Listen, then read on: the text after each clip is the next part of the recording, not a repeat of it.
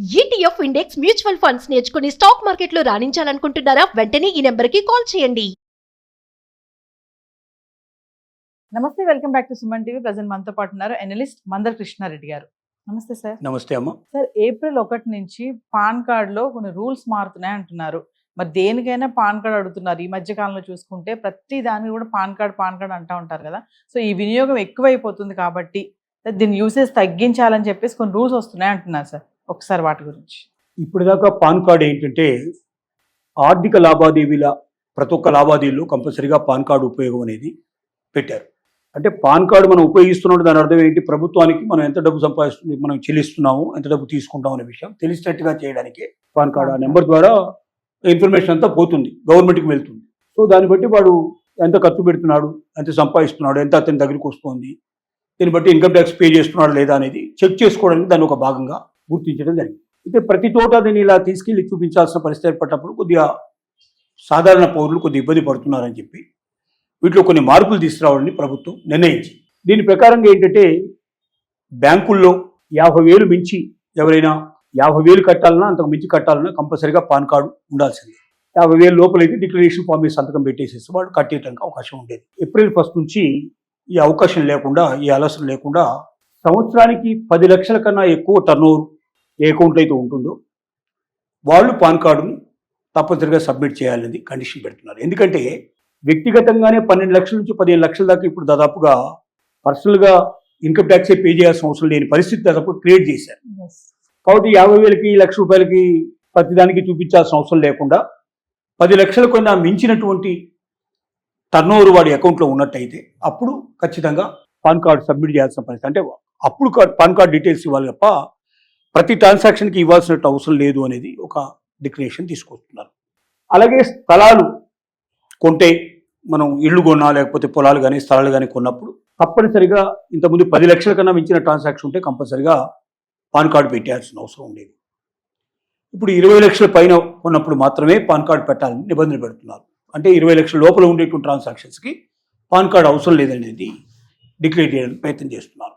ఇలాగ pan card ఎక్కడెక్కడైతే ఉపయోగిస్తున్నారో అక్కడ ముఖ్యంగా ఇన్సూరెన్స్ విషయంలో మాత్రం చాలా జాగ్రత్తగా డీల్ చేస్తున్నారు. ఏంటంటే ఇన్సూరెన్స్ చిన్నదైనా, అది జనరల్ ఇన్సూరెన్స్ అయినా, లైఫ్ ఇన్సూరెన్స్ అయినా, లేకపోతే హెల్త్ ఇన్సూరెన్స్ అయినా, ఏ రకమైన ఇన్సూరెన్స్ అయినా సరే, ఎంత చిన్న ఇన్సూరెన్స్ తీసుకున్నా పాన్ కార్డు మాత్రం కంపల్సరీ పెడుతున్నారు. ఎందుకంటే పాన్ కార్డు తిరిగి అంటే ఇన్సూరెన్స్ని క్లెయిమ్ చేసుకునేటప్పుడు చిన్న అమౌంటే కావచ్చు, ఆ అకౌంట్లోకి డబ్బులు పోవాలి తప్ప వేరే అకౌంట్లో పోవడానికి వీల్లేదనే ఉద్దేశంతో ఇన్సూరెన్స్ విషయంలో మాత్రం చాలా జాగ్రత్తగా డీల్ చేస్తున్నారు.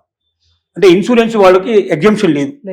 ప్రతి ఇన్సూరెన్స్ ఎంత చిన్నదైనా, ఒక 2 వీలరు 4 వీలరు ఇట్లాంటి వాటిలో అయినా కంపల్సరీగా ఇన్సూరెన్స్ మనం చేసుకున్నా కూడా, వెహికల్ ఇన్సూరెన్స్ చేసుకున్నా కంపల్సరీగా పాన్ కార్డు మాత్రం సబ్మిట్ చేయాలి. ఇంకోటి వెహికల్స్ విషయంలో ఇప్పటిదాకా 5 లక్షల కన్నా లోపల ఉన్న వెహికల్ అయినా కొన్నప్పుడు, మనం 2 వీలర్ కొన్నా లేక కారు కొన్నా కంపల్సరీగా పాన్ కార్డు సబ్మిట్ చేయాల్సిన అవసరం ఉండేది.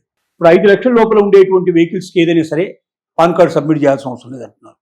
అంటే అది 2 వీలర్ అయినా కావచ్చు, లేదా కార్ అయినా కావచ్చు, ఏదైనా కావచ్చు. 5 లక్షల లోపల ఉండేటువంటి వెహికల్స్కి పాన్ కార్డు అవసరం లేదు. 5 లక్షల పైన ఉండేటువంటి వాటికి మాత్రమే పాన్ కార్డు ఉండాలని కండిషన్ పెడుతున్నారు. ఇలాగ రకరకాల మార్పులు తీసుకొచ్చి పాన్ కార్డును ఇప్పుడు దాకా విరివిగా ప్రతి నిమిషం మన జేబులో పాన్ కార్డు ఉంచుకోవాల్సిన అవసరమే, ట్రాన్సాక్షన్ చేసే ప్రతి ఒక్కరు కంపల్సరీ ఉంచుకోవాల్సిన పరిస్థితులు ఉండేది. అలాంటి పరిస్థితుల నుంచి పాన్ కార్డుని మెల్లగా తగ్గించే ప్రయత్నం చేస్తూ ఉన్నారు. కారణం ఏంటంటే ఇన్కమ్ ట్యాక్స్ రూల్స్లోనే మార్పు వచ్చింది కాబట్టి.